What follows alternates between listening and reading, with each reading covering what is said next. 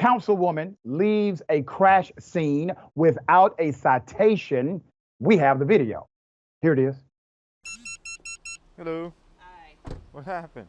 We're asleep. Well, we don't know. I was just inside asleep. Somebody's in the we car? Heard that's my car. But I was in there. But there's a girl in there, but she won't get out. 15:34. 15:34. 10:22. Hello. What's going on? You want to shut the car off for me? You need an ambulance? No, oh God, no. I do not. What happened? I was driving here and then I was on the phone with my daughter. I just came back from Alabama from visiting the college and I don't even know. You been drinking? No. Yes. Huh? Possibly. It's a yes or no question. No. No? Okay. Where's your license? Hey. Oh, well, I was this close. Oh, I'm about to. She got one more time, and then I'm gonna work this crash. I don't care who's here. I'm telling you. She snapped at you too? She started cursing me out. When? Just while you were inside. She said, I'll make you get your life together, kid. So I'm about to show you get my life together. Let's put up the picture full mass. Interesting background here. The why is compelling. You're looking at the body cam footage recently released showing the Youngsville Police Department responding to a crash involving a local city council member, Kayla Menard Rowe. This was back in November when it happened. While staying the night over a friend's Sugar Mill Pond home in Youngsville, Louisiana, Sherry Goodry was awoken by a deafening crash and loud lights. She called 911 after multiple unsuccessful attempts of speaking to the woman who had crashed into her SUV. Youngsville officers arrived quickly to the scene of the crash, and Goodry told an officer that the woman in the vehicle refused to get out or speak with her. The woman also did not cooperate with officers. Moments later, Youngsville Police Chief Ricky Bordeaux arrived on the scene. Now, why is Ricky coming? He introduced the driver to his officers as Youngsville Council Member, the great Kayla Menard Rowe. Youngsville Police Chief Ricky, there he is. Look at old Ricky coming to save the day. Right? Hey, fellas, this right here is our councilwoman. No sobriety test was administered to the councilwoman after the chief left. No citation was issued because of the chief's presence. The speed limit is 15 miles per hour on the Hall Freight Parkway in Youngsville development where the crash happened on November 12th. Yeah, the impact of the crash left both vehicles undrivable. It's been more than 4 months. And the victim says her 2016 GMC Yukon Denali is still being repaired after it suffered $25,000 worth of damage. Rowe, the daughter of a longtime Youngsville police chief, Earl Menard, said she called the current police chief after the crash because she had just left his house. Let's put up the police chief again. So she got drunk at your home, chief. Is that what she's saying?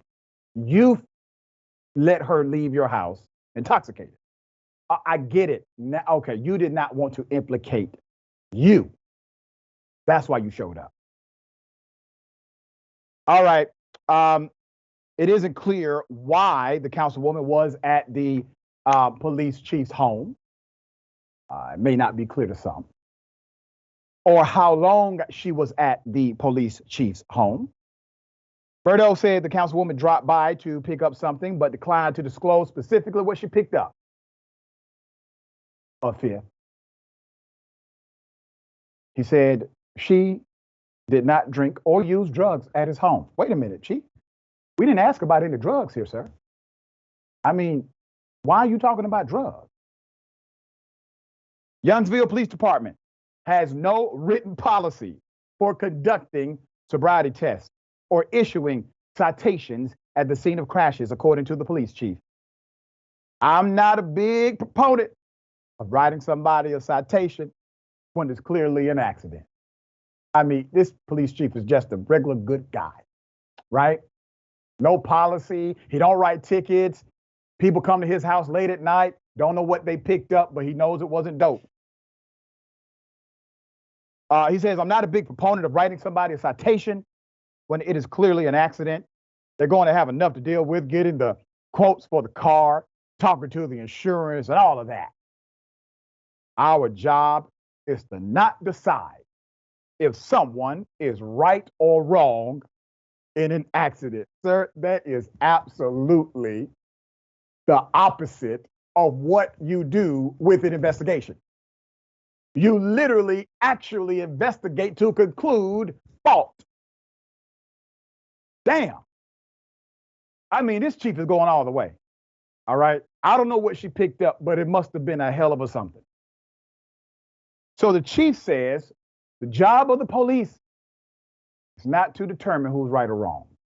Bordeaux said Rowe was not given any special treatment because of her elected position or relation to the former police chief. The councilman has since issued a statement upon release of the footage. Rowe said she suffered a concussion during the crash that caused memory loss and uncharacteristic behavior, and that she would never ask for special treatment because she is not above the law. I understand that driving while being tired and distracted can be dangerous, and I encourage anyone to adhere to safe driving practices. She wrote this on Facebook. I want to apologize for any uncharacteristic behavior exhibited during the accident.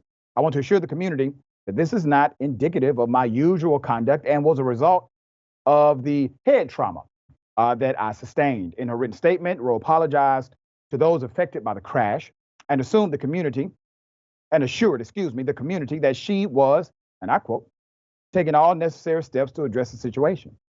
I remain committed to serving the people of Youngsville with honesty, integrity, and dedication.